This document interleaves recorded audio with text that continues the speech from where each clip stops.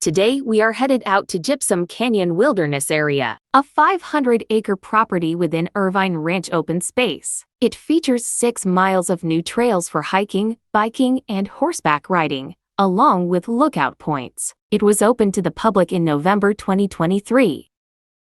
We attended one of the regularly scheduled ranger-led guided walks. They need to be scheduled ahead of time and spaces are limited, so check the OC Park's website for details of dates and timing. At the start of the hiking trails, there is a large map showing the different trails. There is also a box with smaller maps that you can take with you as your own guide. Please read and adhere to the rules of the area to minimize human impact on this nature area, and keep it open for future public access. Remember, the Park Service giveth and the Park Service taketh away. The ranger leading our hike today was Ranger Gray. I'll just use his first name. A very knowledgeable resource specialist with a lot of knowledge about the area and its flora and fauna. Out here early. I'm always impressed when I see folks that are like a half hour before schedule. That's awesome. So today we're out at Gypsum Canyon. My name is Gray. I'm the resource specialist that's assigned to Irvine Ranch Open Space. It's Orange County Park's 25,000 acre habitat preserve.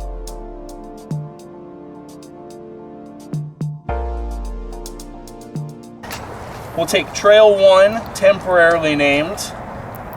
We started our hike on a fairly flat, wide trail, dotted here and there with gopher holes and dirt piles. There were typical old oak trees along the trail and shrubs. Ranger Gray also told us about some invasive species of shrubs that the Park Service is actively trying to eradicate. On the hillside along the trail, we saw typical sandstone cliffs pockmarked with holes where softer material has been eroded or dug out by local fauna looking to form their burrows. Once we took GC Trail 1, we started to gain elevation pretty quickly. The trail probably has an average upward slope of about 20 degrees all the way to the top.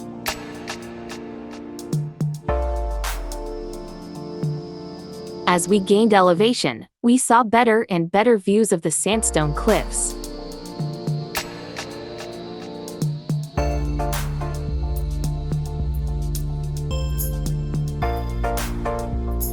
This wilderness area borders the 241 toll road and several new housing developments.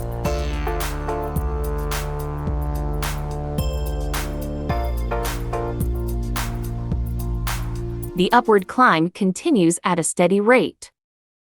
Here you can see Ranger Gray giving an informative narration to the group.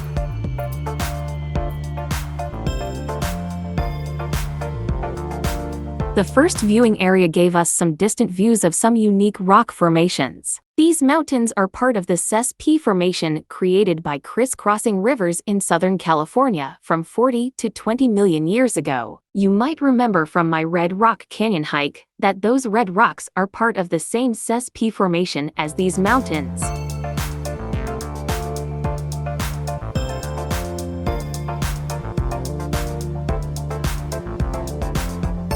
After a quick stop at the first viewing area and an informative discussion, we continue our uphill hike to the very top of the mountain for an unobscured 360-degree view of this area.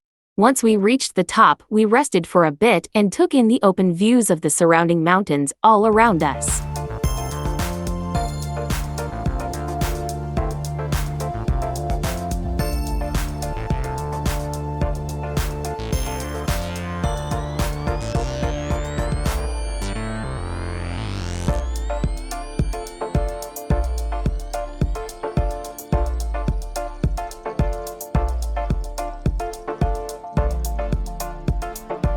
This flat area in the distance is a future veteran cemetery.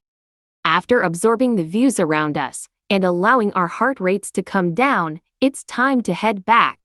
As I had stated in my Red Rock hike, rivers flowing in this region deposited gravel and rocks on the stream beds, which were later overlaid with sediment, silt, mud, and clay. You can clearly see the embedded rocks in the solidified clay.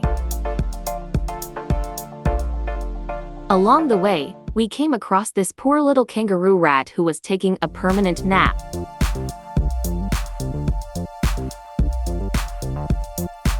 This whole area had dozens of toy and berry bushes, loaded with bright red, ripe berries. The final part of the hike is along a jeep trail back to the parking lot and the end of the guided hike. Thanks for joining us on this trip.